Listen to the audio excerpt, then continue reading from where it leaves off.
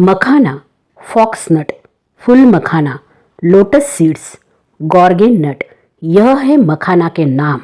तो मखाना इनकी जानकारी ये मैंने दो पार्ट में डिवाइड की है। पार्ट 1 में आप देखेंगे what is the benefits of eating makhana, makhana के बहुत सारे फायदे, मखाना का महत्व, मखाना के विटामिन के बारे में जानकारी। तो बहुत ही अच्छी इंफॉर्मेशन आपको हिंदी में मिल जाने वाली है पार्ट 1 में, और यह है पार्ट 2।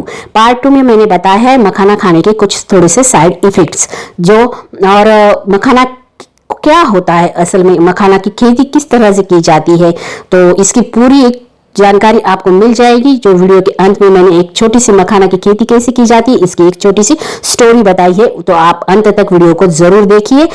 अब जानकारी लेने वाले हैं मखाना के कुछ साइड इफेक्ट्स के बारे में। जैसे कि आप जानते ही होंगे कि मखाना की तासीर जो होती है वो गर्म होती है। जी हाँ, तासीर मतलब पदार्थ के अंदर का गुणधर्म।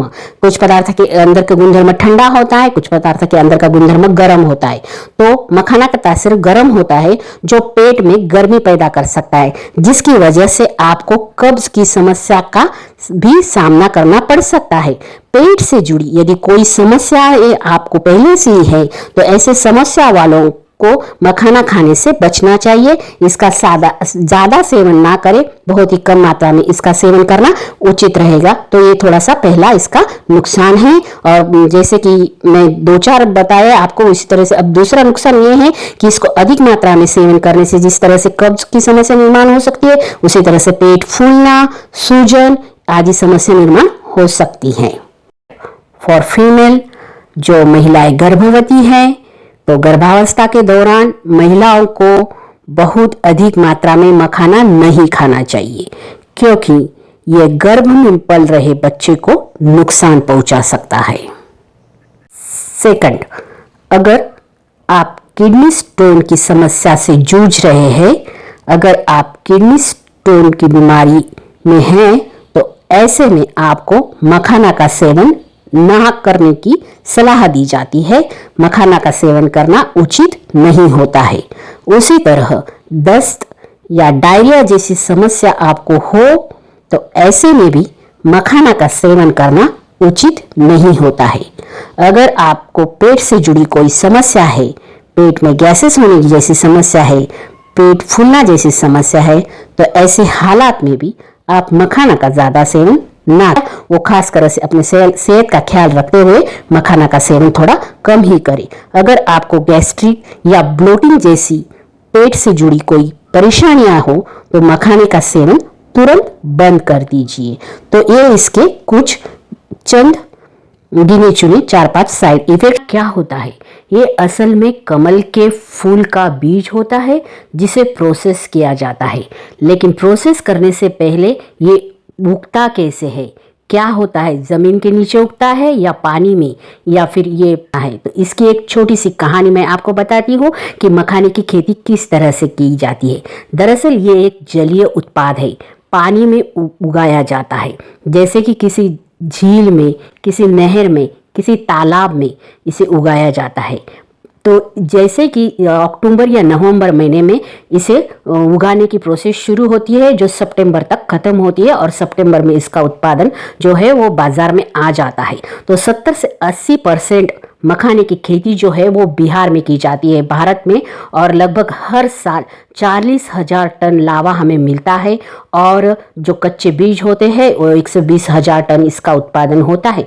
तो ये जो खेती है वो तालाब में की जाती है। अक्टूबर नवंबर महीने में तालाब को जो है वो साफ किया जाता है पानी के अंदर उतरकर।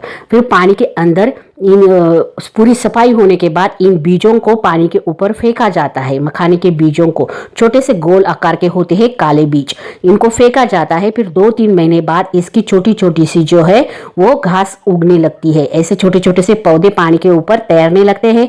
पूरे पौधे तैयार होने में लगभग 2 से ढाई महीने लगते हैं। 2 से ढाई महीने के बाद इन जो छोटे छोटे पौधे होते हैं इनको एक फूल आता है, जो फूल लगभग जामुनी कलर का दिखता है, जो कमल जैसा होता है, या फिर इसे कमल का फूल ही कहते हैं।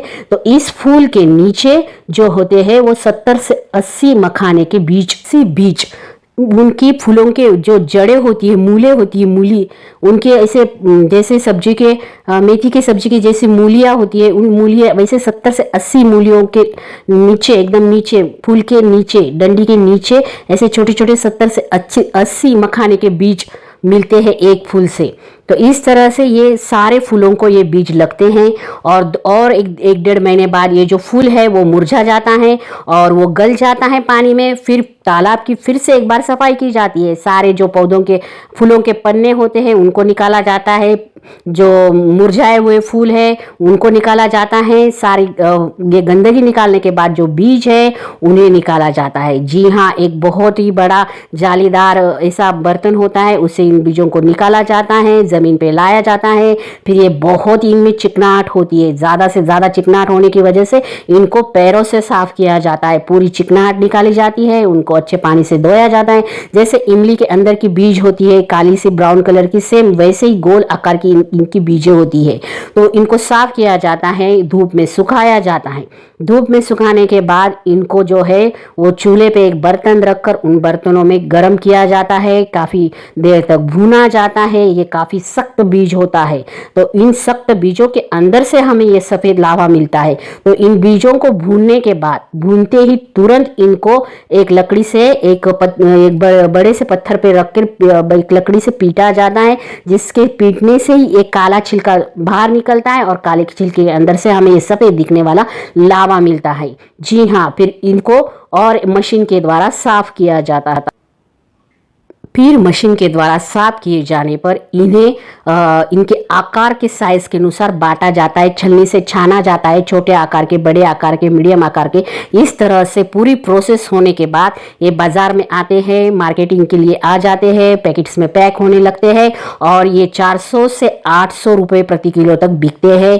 तो काफ़ी पौष्टिक होने के कारण इनकी कीमत होती है और ये बहुत ही पौष्टिक है। तो इनके गुणकारी क्या क्या फ़ायदे हैं ये मैंने पार्ट 1 में बताया है, यह पार्ट 2 है। इसमें मैंने मखाने के थोड़े 2-3 साइड इफेक्ट्स बताए हैं, लेकिन पार्ट 1 भी आप ज़रूर देखिए। पार्ट 1 में मैंने इसके बहुत ही गुणकारी फायदों के बारे में आपको जानकारी दी है। तो इस तरह से यह तालाब, झील, दलदलीय क्षेत्र के शांत पानी में उगने वाला जलीय उत्पाद है, जिसे लावा कहा जाता है, मखाना कहा जाता है। तो यह मिठाई, नमकीन, खीर आदि से, और इसके जो बेनिफिट्स हैं वो पार्ट 1 में मैंने बताए हैं और इस पार्ट में आपने ये साइड इफेक्ट्स इसके बारे में सुने हैं। तो ये सारी जानकारी आपको कैसी लगी कमेंट्स बॉक्स में कमेंट्स करके मुझे ज़रूर बताइए। वीडियोज़ को लाइक कीजिए, वीडियोज़ को शेयर कीजिए। चैनल का नाम है ज्योति प्रभाकर, चैनल को सब्सक्राइब कीजिए।